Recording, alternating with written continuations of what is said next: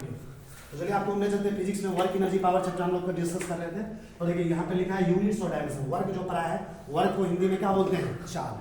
Sorry, work को चाल नहीं बोलते हैं, वर्क को कार्य बोलते हैं। क्या बोलते हैं? स्पीड को चाल बोलते हैं। एनर्जी का मतलब क्या होता है? ऊर्जा। और पावर का मतलब क्या होता है? शक्ति। इस चैप्टर का नाम है वर्क एनर्जी एंड पावर। तो वर्क का यूनिट्स क्या होता है, वर्क का डायमेंशन। वैसे भी अगर ये हम नहीं भी पढ़ा है तो आपको पहले बता चुके हैं। जब पहला चैप्टर पढ़ा यूनिट डायमेंशन, सभी फिजिक्स 11th क्लास का फिजिक्स और 12th क्लास का फिजिक्स जितने भी चैप्टर आता है उसमें जो भी क्वांटिटी आता है उसका यूनिट्स कैसे निकालेंगे, डायमेंशन निकालना सिखाए थे कि नहीं? सिखाए भी थे कॉपी में। देखो तुमको वर्क का ऐसा ही मात्रक जो होता है वर्क का, वो क्या होता है? जूल। क्या होता है? जूल। जूल को हम कैपिटल जे से रिप्रेजेंट करते हैं। अब मुझे समझेगा ये जूल क्या होता है, जूल का डेफिनेशन क्या होता है, जूल का परिभाषा क्या है। अच्छा देखो ये वर्क का फार्मूला क्या होता है? फोर्स गुना डिस्टेंस, फोर्स गुना डिस्टेंस। बोले क्या? 1 joule of work is said to be done when a force of 1 newton displaces a body by 1 metre. देखो अगर फोर्स का वैल्यू ले लें 1 न्यूटन, कितना? 1 न्यूटन, और डिस्प्लेसमेंट कितना मीटर हुआ? 1 मीटर, तो दोनों का प्रोडक्ट क्या होगा? 1। तो फोर्स अगर 1 न्यूटन हो, 1 न्यूटन का फोर्स किसी बॉडी को डिस्प्लेस कर रहा है कितना मीटर से? 1 मीटर डिस्प्लेसमेंट दे रहा है, तो जो वर्क आएगा उसी को कहते हैं 1 जूल। क्या कहेंगे? देखो 1 जूल बराबर क्या होगा? फोर्स की जगह क्या लिखा? 1 न्यूटन। डिस्प्लेसमेंट का क्या लिखा? 1 मीटर। अब देखो न्यूटन का वैल्यू क्या होता है, इसको पहले हम बता चुके हैं पहले चैप्टर में। वैसे किसी को भूल गया हो तो देखो ये फोर्स का फॉर्मूला क्या होता है? मास गुना एक्सेलरेशन। मास का मतलब क्या होता है? किलोग्राम। एक्सेलरेशन क्या होता है? वेलोसिटी बटा टाइम। वेलोसिटी क्या होता है? डिस्प्लेसमेंट बटा टाइम। आई बटा टाइम पहले से टी, तो देखो ये क्या हो जाएगा? डिस्प्लेसमेंट का क्या होगा? मीटर, और टाइम 2 बार तो सेकंड स्क्वायर, किलोग्राम मीटर पर सेकंड स्क्वायर। ये होता है फोर्स। ऐसे को हम न्यूटन बोलते हैं। फोर्स का सही मतलब क्या होता है? न्यूटन। न्यूटन। 1 न्यूटन बराबर कितना होगा? 1 किलोग्राम मीटर पर सेकंड स्क्वायर। अरे भाई न्यूटन के जगह लिखो किलोग्राम मीटर पर सेकंड स्क्वायर, सब पर सेकंड स्क्वायर। समझ में आ रहा है? ये मीटर है तो मीटर का क्या होगा? मीटर का मीटर रहेगा। समझ में आ रहा? तो किलोग्राम मीटर पर सेकंड स्क्वायर पहले से 1 मीटर ये है, 2 बार मीटर हो गया ना, तो मीटर स्क्वायर हो गया। तो यानी 1 जूल क्या होगा? 1 जूल बराबर होगा 1 किलोग्राम मीटर स्क्वायर पर सेकंड स्क्वायर। 1 जूल का मतलब क्या होगा? 1 joule equal to 1 kilogram metre square पर सेकंड स्क्वायर। आगे देखो अर्ग क्या होता है? अर्ग 1 अर्ग ऑफ क्या लिखा है? अर्ग जो होता है, अर्ग जो होता है ना, वर्क का सीजीएस यूनिट होता है। क्या होता है? जैसे हम पढ़ते हैं ना, लेंथ का ऐसा मात्रा क्या होता है? मीटर। ऐसा सीजीएस मात्रा क्या होता है? सेंटीमीटर। सेंटीमीटर। तो वही वर्ग का जो ऐसा मात्रा क्या होता है? जूल। वर्ग का सीजीएस मात्रा क्या होता है? अर्ग। अर्ग क्या होता है? 1 erg of work is said to be done when a force of 1 dyne. अगर मान लो फोर्स किसी बॉडी पे कितना लग रहा है? 1 डाइन। कितना लग रहा है? 1 डाइन फोर्स लग रहा है। बॉडी में डिस्प्लेसमेंट कितना हो रहा है? 1 सेंटीमीटर। कितना? जहाँ पे न्यूटन था तो वहाँ पे फोर्स क्या आ गया? डाइन। जहाँ पे मीटर था यहाँ पे क्या आ गया? सेंटीमीटर। तो 1 डाइन गुना 1 सेंटीमीटर किसके बराबर होगा? 1 अर्ग। वर्क कितना होगा बॉडी में? 1 अर्ग। तो देखो 1 अर्ग बराबर क्या होगा? फोर्स कितना लिया? 1 डाइन। डिस्प्लेसमेंट कितना होगा? 1 सेंटीमीटर। 1 डाइन गुना 1 सेंटीमीटर। डाइन किसके बराबर होता है? ग्राम सेंटीमीटर पर सेकंड। ग्राम सेंटीमीटर पर सेकंड और सेंटीमीटर है तो ग्राम सेंटीमीटर स्क्वायर पर सेकंड। यानी 1 अर्ग बराबर कितना gram? 1 erg is equal to 1 gram centimetre square पर सेकंड। अब देखो अदर यूनिट्स। तो देखो 2 यूनिट्स अभी समझ में आ गया। वर्क का होता है, एक वर्क का यूनिट होता है जूल और दूसरा यूनिट क्या होता है? अर्ग। एक जूल होता है, दूसरा अर्ग होता है। वर्क का और भी बहुत सारे यूनिट्स होते हैं। ध्यान दो इधर देखो, जूल और अर्ग में रिलेशन होता है। 1 जूल में कितना अर्ग होता है? 10 के पावर 7 याद रखना पड़ेगा। 1 जूल बराबर कितना अर्ग? 10 टू द पावर 7 अर्ग। 1 अर्ग में कितना जूल? इसका उल्टा 1 बराबर क्या हुआ? 10 टू द पावर -7 जूल। तीसरा 1 इलेक्ट्रॉन वोल्ट किसको बोलते हैं? ईवी बोलते हैं। ईवी का मतलब हुआ electron volt. 1 electron volt is equal to होता है 1.6 गुना 10 to the power -19 joule. 1 joule में कितना इलेक्ट्रॉन वोल्ट? बस इसका उल्टा 1 जूल में होता है 6.25 गुना 10 के पावर 18 इलेक्ट्रॉन वोल्ट। अब नीचे नीचे इधर देखो 5वां नंबर यूनिट और है एमईवी। एमईवी मतलब होता है mega electron volt. 1 mega electron volt बराबर होता है 1.6 गुना 10 के पावर -13 जूल। और 1 जूल में कितना मेगा इलेक्ट्रॉन वोल्ट? 6.25 गुना 10 के पावर 12 मेगा इलेक्ट्रॉन वोल्ट। एक और यूनिट होता है वर्क का। वर्क का ये सारा यूनिट वर्क का समझा? किलोवाट आवर, जिसको बोलते हैं केडब्ल्यूएच। क्या बोलते हैं? केडब्ल्यूएच। 1 किलोवाट आवर बराबर कितना जूल होता है? 3.6 गुना 10 के पावर 6 जूल। ये सब भी वर्क का यूनिट है। इसको तुमको रिलेशन आपस में याद रखना पड़ेगा। अब देखो वर्क का यूनिट खत्म हो गया। वर्क का डायमेंशन। डायमेंशन निकालना आराम से सब बच्चे को सिखा चुके पहले। किसी भी चीज का डायमेंशन, जैसे वर्क का डायमेंशन निकालना तो पहले फार्मूला पता करो। वर्क का फार्मूला क्या है? तो वर्क का फार्मूला क्या होता है? फोर्स गुना डिस्प्लेसमेंट। फोर्स का डायमेंशन तुमको निकालना सिखा दिए। फोर्स का एक फार्मूला होता है, फोर्स बराबर मास गुना एक्सेलरेशन। याद है?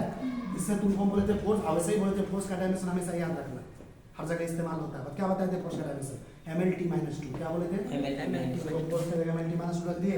डिस्प्लेसमेंट मतलब है रीजन L, देखो 2 को L² हुआ तो क्या हो जाएगा ML² T -2, क्या होगा तो वर्क का डायमेंशन क्या हो जाएगा ML² T -2, इसको बड़े से स्क्वायर समझ में आ रहा ना, तो वर्क का डायमेंशन हो गया ML² T -2। वैसे भी याद रखो वर्क का डायमेंशन, टॉर्क का डायमेंशन, दुनिया का जितना भी एनर्जी आ जाए फिजिक्स में, काइनेटिक एनर्जी, पोटेंशियल एनर्जी, ये एनर्जी, वो energy, this energy, that energy, कोई भी एनर्जी आ जाए, वर्क आ जाए, टॉर्क आ जाए, सबका डायमेंशन ये होता है ML² T -2। क्या होता है ML² T -2। यहाँ पे देखो 2 पॉइंट यहाँ पे लिखा है, नोट नंबर 1 नोट नंबर 2, ये क्या कर रहा था इसको समझाते, लिखा है when theta is equal to 0 degree force does maximum positive work, करा जब एंगल जो होता है ना फोर्स और डिस्प्लेसमेंट के बीच का एंगल अगर हम 0 डिग्री लेते हैं, कितना लेते हैं 0, उस केस में फोर्स क्या करता है सबसे मैक्सिमम पॉजिटिव वर्क करता है, सबसे ज्यादा पॉजिटिव वर्क करता है। क्यों करता है ऐसा तो दिखाते हैं, वर्क बराबर क्या है FD cos थीटा, याद है हाँ बराबर क्या फॉर्मूला होता है FD cos थीटा, थीटा जो है फोर्स और डिस्प्लेसमेंट में कितना 0 डिग्री, 0 डिग्री, और cos 0 डिग्री का मान कितना होता है एक, कितना होता है एक। यानी cos थीटा का सबसे मैक्सिमम मान, सबसे ज्यादा मान क्या होता है एक। एक ही होता है, वो भी 0 डिग्री पे, यानी जब थीटा यहाँ पे मैक्सिमम है तो यानी फोर्स तो वर्क भी क्या आ जाएगा मैक्सिमम, क्या आ जाएगा और कैसा वर्क आएगा पॉजिटिव, क्यों क्या आएगा तो इसलिए लिखा है जब थीटा 0 डिग्री होता है फोर्स कैसा वर्क करता है मैक्सिमम पॉजिटिव। इसका जस्ट उल्टा एक देखो, अगर थीटा मान लो 180 डिग्री, cos थीटा कितना है 180 डिग्री, तो पता होना चाहिए cos 180 डिग्री का मान -1 होता है, कितना cos 180 डिग्री का मान -1 होता है, तो जो एंगल है माइनस हो गया तो जो वर्क आएगा वो भी क्या आएगा मैक्सिमम नेगेटिव वर्क, तो क्या लिखा है theta is equal to 180 degree force does maximum negative work, या वर्क कैसा आएगा नेगेटिव, क्या आएगा नेगेटिव, समझ आ रहा वेट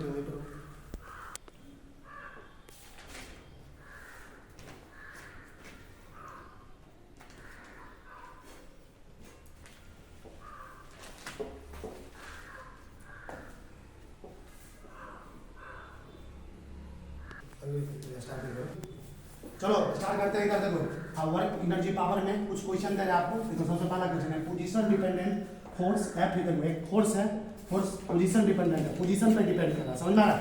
फोर्स का वैल्यू कितना दिया है F equal to 7 - 2x + 3x square, जहां पे x क्या है position, x on A small body, मान लो कोई छोटा सा बॉडी है जिस बॉडी का मास कितना है 2 kg, उस पे लग रहा है और उस बॉडी पे जैसे फोर्स लग रहा है उस बॉडी को डिस्प्लेस करेगा, बॉडी को डिस्प्लेस किया कहां से कहां तक, उसका पोजीशन इनिशियल पोजीशन कितना x इक्वल टू 0 से कहां तक डिस्प्लेस किया 5 मीटर, 0 पे बॉडी पहले था, अब उसको कहां तक डिस्प्लेस कर दिया 5 मीटर तक। तो पूछ रहा है calculate the work done in joule, तो बताओ इस केस में कितना वर्क डन होगा बॉडी पे, समझ में आ रहा है।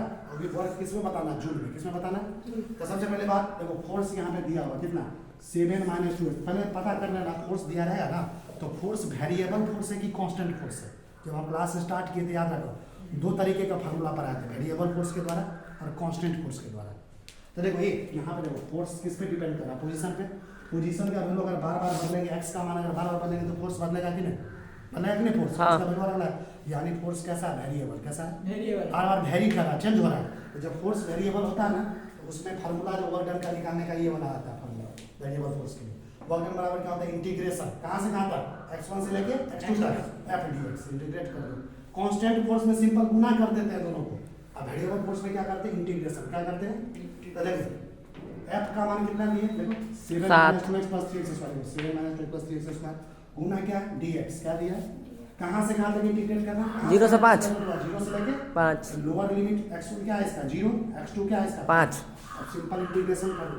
इंटीग्रेशन का एक फार्मूला पहले चैप्टर में तुमको सिखाया गया था x के पावर n dx रहेगा, इसका अगर इंटीग्रेशन करना रहेगा तो क्या फार्मूला था x के पावर n + 1 बटा n + 1 + c integration concept, power में एक जोड़ देते हैं बटा पावर +1, ये याद रखो।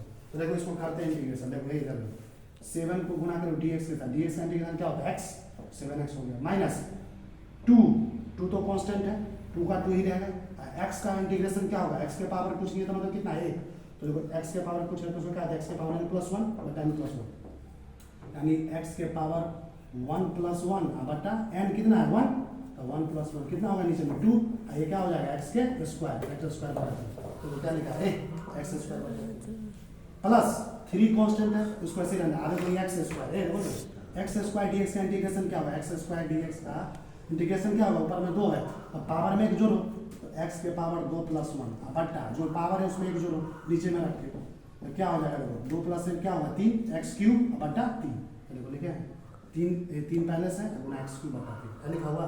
कहाँ इसको अब इंटीग्रेशन हो गया, अब इसको कहाँ से कहाँ तक इंटीग्रेट करना था 0 से लेके 5।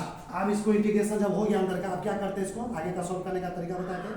इंटीग्रेशन में अपर लिमिट ये है और लोअर लिमिट ये है, पहले अपर लिमिट यहाँ पे डाल दो सभी जगह x के जगह, फिर उसमें से घटा दो किसको लोअर लिमिट को। जैसे देखो सबसे पहले हम 5 डालते हैं, अपर लिमिट कितना है 5, जहाँ जहाँ x है सब जगह क्या डाल देंगे 5, मतलब वही 7 x की जगह क्या डाल दी 5, 7 गुना 5 माइनस x की जगह कितना डाला है 5, तो 5 का स्क्वायर बटा 3 प्लस 3 x की जगह क्या डालेंगे 5, 5 का क्यूब बटा 3 माइनस अपर लिमिट डाल दिए सब में। अब इसको घटा देंगे किसके साथ, उसी चीज के साथ लोअर लिमिट डाल के, समझ आ रहा है। तो अब लोअर लिमिट डालने से माइनस करके देखो x की जगह क्या होगा 7 माइनस 2 गुना x की जगह 0 स्क्वायर बटा 3 गुना x की जगह 0/2। अब देखो इसको सॉल्व कर लो, 7 × 5 = 35 5 × 25 25 गुना 50 50 बटा 2 50 का आधा कितना होता है 25 25 प्लस 3 गुना 5 × 25 25 + 125 3 गुना 125 बटा 3 3 से 3 कट गया 125 माइनस 7 किसी भी चीज को 0 से गुना करो क्या आएगा 0, ये भी पूरा 0 है ये भी पूरा 0 हो जाएगा।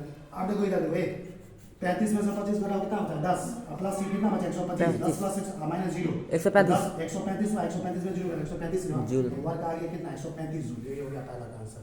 दूसरा question, calculate the amount of work done in raising a glass of water weighing 0। देखो एक सुनो देखो बता रहे, एक ग्लास है जिसमें पानी रखा गया है, ग्लास में क्या रखा गया पानी, उसका वेट कितना है ग्लास का, पानी में रखे हुआ ग्लास का 0.5 केजी कितना है 0.5। तुम उसको क्या कर रहे हो रेजिंग मतलब क्या होता है हाथ में पकड़ कैसे करके उठा रहे हो ग्लास को, समझना ना, ग्लास को पानी वाले ग्लास को ऐसे करके कितना मास का है उसको उठा रहे हो, कितना हाइट तक उठा गया, कितना हाइट तक उठाया 20 सेंटीमीटर तक, कितना हाइट उठाया 20। बताओ इस केस में क्या हमको निकालना वर्क, क्या निकालना, इसको जो उठाए उठाने के बाद देखो इसे उठा रहे हो तो फोर्स भी लगा रहे हो ना, तो फोर्स लगा रहे हो तो कुछ डिस्प्लेसमेंट हो रहा है कुछ हाइट तक, कितना हाइट तक डिस्प्लेसमेंट हो रहा है 20 सेंटीमीटर। तो बताओ इस केस में वर्क कितना किया तो वर्क निकालना है।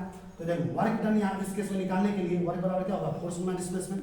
यहाँ पे देखो फोर्स कितना लग रहा है, सबसे पहली बात एक फोर्स नीचे भी काम कर रहा है, क्या काम कर रहा है जी एक्सेलरेशन ड्यू टू ग्रेविटी। अब मास कितना है बॉडी का m, तो फोर्स यहाँ पे जो होता है भाई फोर्स बराबर होता है मास गुना एक्सेलरेशन, फोर्स बराबर क्या होता है बॉडी का मास कितना है m, एक्सेलरेशन नीचे क्या लग रहा है g, कितना लग रहा है acceleration due to gravity g। आप देखो ये फोर्स हो गया कितना mg, फोर्स कितना हो गया mg और डिस्प्लेसमेंट कितना होगा जितना हाइट तक इसको लेंगे हाइट का लेंगे h, तो इसका पूरा हो गया वर्क mgh।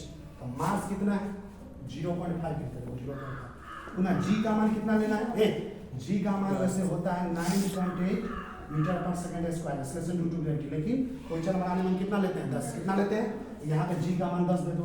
हाइट तो देखो हाइट कहाँ गया 20 सेंटीमीटर तक उठाया, इसको मीटर में रखना कितना, देखो 100 सेंटीमीटर बराबर 20 सेंटीमीटर क्वेश्चन में दिया है, उसको हम पहले मीटर में बदल देंगे, जैसा ही में निकालना जूल में आंसर निकालना वर्क है ना, हाँ। तो इसको सेंटीमीटर में बदल देंगे मीटर में रखेंगे। तो बताओ 100 सेंटीमीटर बराबर कितना मीटर एक, बताओ 20 सेंटीमीटर में कितना मीटर 1/100 गुना 20 2 5 10 1/5 1/5 कितना आता है 0.2, इसको गुना करो, अभी तीनों को आपस में गुणा करो, सिंपल सा है भाई हाँ ये सर 0.5 है और गुना 10 है और गुना 0.2 कितना आसानी से हो जाएगा, पॉइंट हटाओ तो नीचे में क्या आ जाएगा 10 0 10 से 10 क्या होगा कट गया। गए। आई नीचे भी 10 आया क्या बच जाएगा 0.2 कितना हो जाएगा सॉरी गड़बड़ी है कुछ फिर से देखते हैं। अच्छा 0.5 है गुना 10 है गुना 0.2 है ये ना आंसर कैसे बोलेंगे 0.5 को 5 के नीचे में 10 गुना 10 अबे 10 सही 10 कट जाए, देखो 10 से 10 कट गया, इससे 10 से 10 कटा। हाँ। अच्छा बताओ ये 5 से 2 कितना हो गया 10 5 दूना 10 10 से 10 कट गए। 10 से 10 कट गया तो कितना आ गया 1 जूल। कितना आंसर आ गया 1 जूल। तो ये आंसर का इसका वर्क कितना होगा 1 एक जूल। अब जूल। देखो वर्क एनर्जी पावर में अगला टॉपिक हमारा एनर्जी क्या है, वर्क पूरी तरह से खत्म है, अब एनर्जी को हिंदी में ऊर्जा बोलते हैं, एनर्जी की कहानी को हम डिस्कस करेंगे नेक्स्ट क्लास में।